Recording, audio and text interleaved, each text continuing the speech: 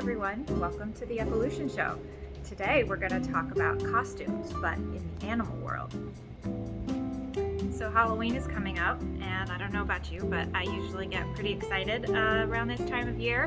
Start thinking about costumes, start thinking about what you're going to go as. I have an 8-year-old son, so it's super fun to help him get ready and excited, but I think honestly it's something that people of all ages can participate in and get dressed up and try on something new and different.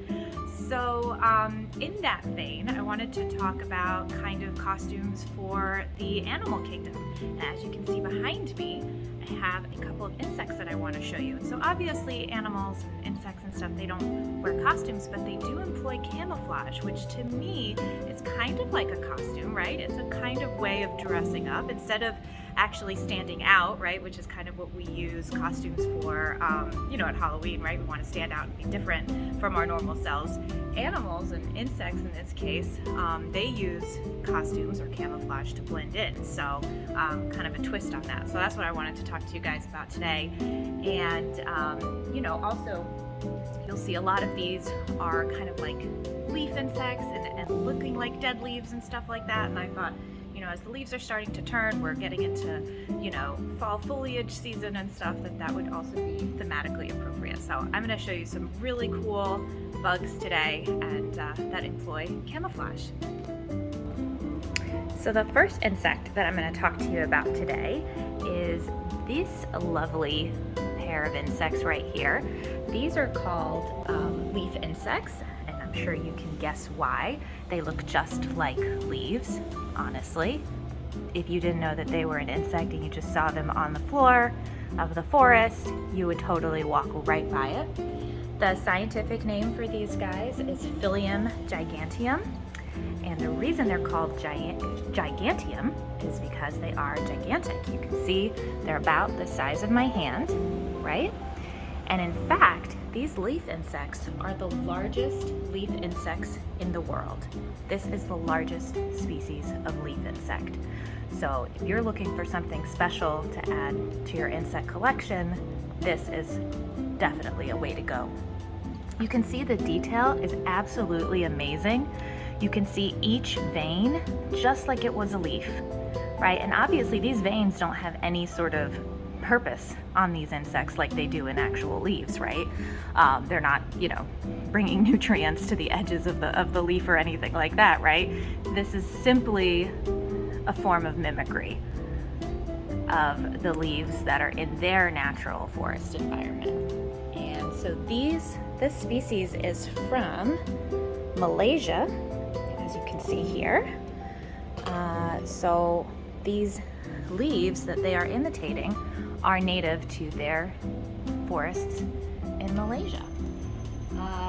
Another interesting fact about these leaf insects is that actually all specimens pretty much that you will find in collections are females. And the reason for that is because this particular species reproduces using parthenogenesis. So what that means is that they don't actually really use males. They just reproduce on their own. So it's very rare for animals to do this, right? Usually you have, in order for mating and reproduction, you need a male and a female. But in some cases, and this is one of them, females can actually reproduce on their own using the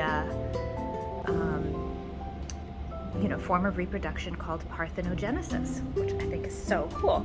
And in fact, there is only one known living male specimen of this species, and it lives at the Arthropod Zoo at the North Carolina Museum of Natural Sciences. So he is super precious because he is the only one currently in existence that we have found.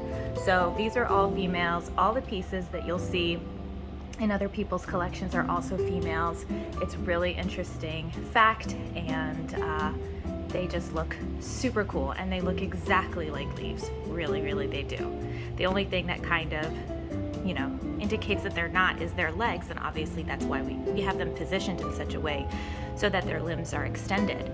But if they were sort of scrunched up into a little ball trying to hide, you would absolutely never see them. You would walk right by. So the next insect I'm going to show you is this guy. Now, this is a very, very interested and complex creature. So this is a giant deadleaf mantis. So again, we have another really large specimen, one of the largest of its kind. And so it's a mantis, right?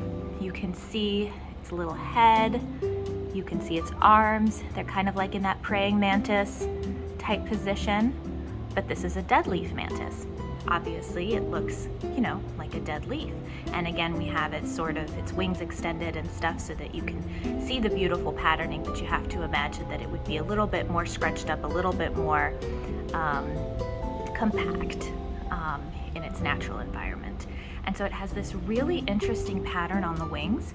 And again, this is because it is imitating a specific leaf that exists in its natural environment. So these deadleaf mantises are also from Malaysia.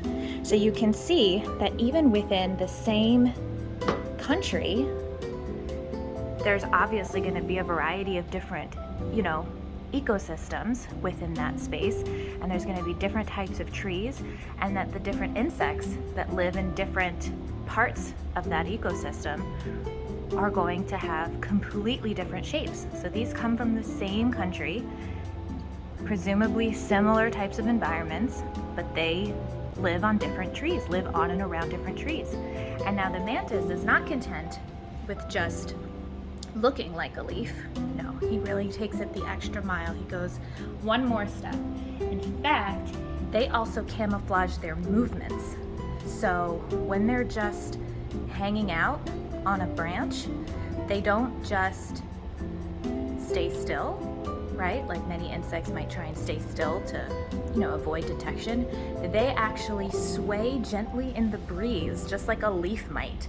So they really are trying to go the extra step here as far as fooling their natural predators into making them believe that they are actually a leaf. Not only do they look like a leaf, but they behave like leaves. They sway in the breeze.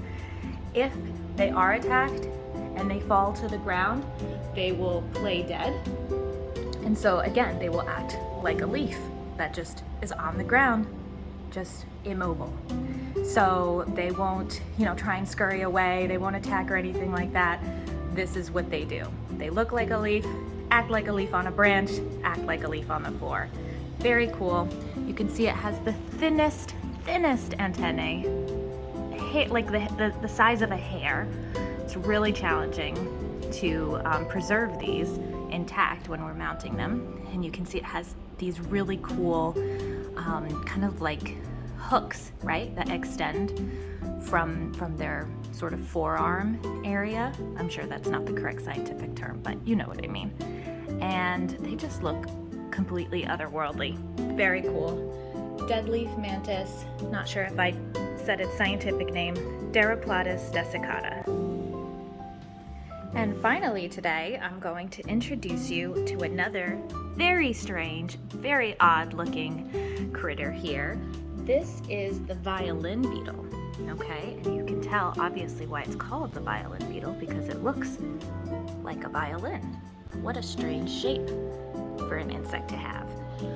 Its scientific name is Mormalaceae phyllodes, and it is a ground beetle. So unlike its friends over here that live on the branches of the trees, these guys live on the ground, right? So they don't usually climb. So they need to blend into a different kind of environment, right? So they're not trying to look like live leaves, they're trying to look like dead leaves specifically. And I think if you look at them, I really think they're looking more like kind of like seed pods or something like that, right? So these look like dried out leafy vegetation that has fallen to the floor.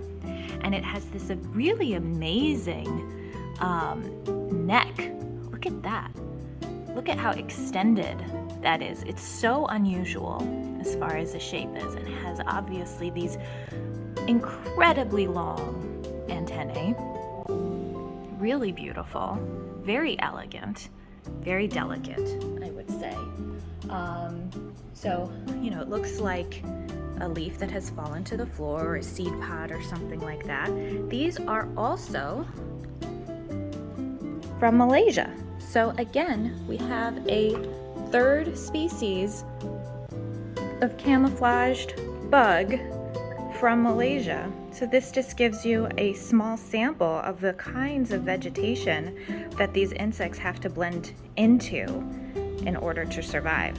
All from the same country, and Malaysia is not a very large country, but you could see it has such a variety of insect life and therefore plant life as well. It's really interesting. So much as these look like delicate, precious, sort of really graceful insects, not to be fooled, these guys are actually pretty vicious predators. In fact, they feed on the young of other insects, so they will eat the larvae of other insects, so the unborn babies of other species is what they will eat. And they will also lay their eggs on the unborn babies of other species, and then their larvae will eat other larvae. So they are really just ruthless from birth. So don't be fooled by their graceful form. These are not to be trifled with. They're little predators.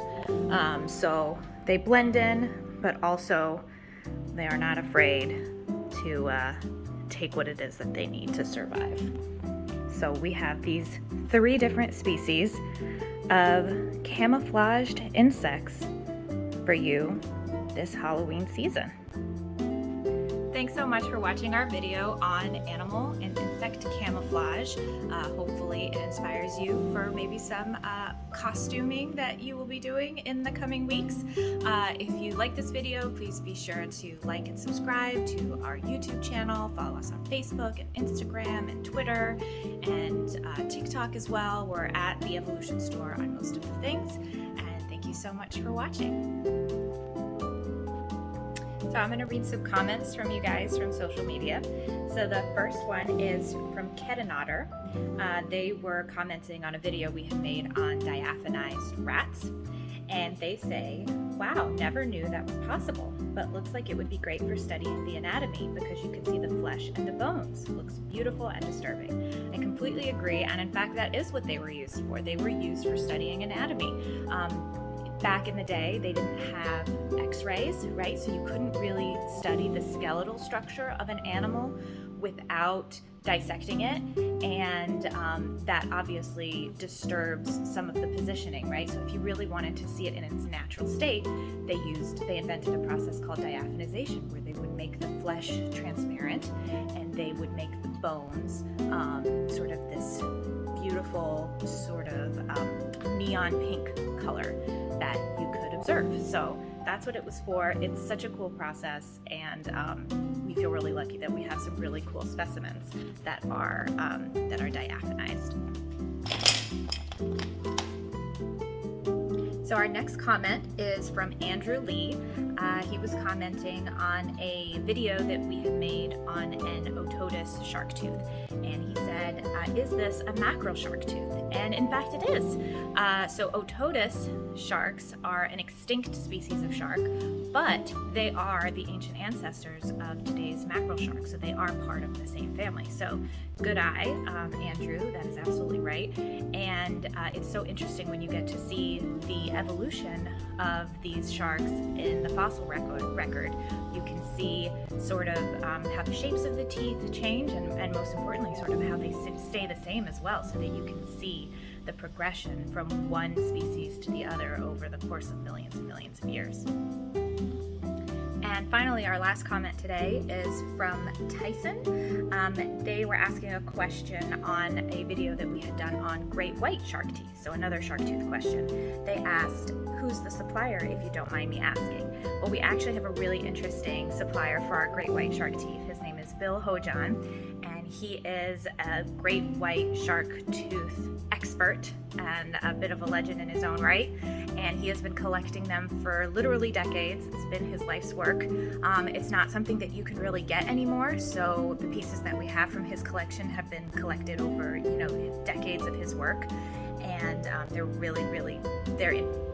near perfect condition, most of them. We have them in all different sizes, and they're really, really beautiful and really special. So it's really rare to find great white shark teeth, but we've got the hookup with Bill Hojan. He's a really terrific expert in this area. So thanks for your comments, everyone. Keep them coming, and we'll talk to you next time.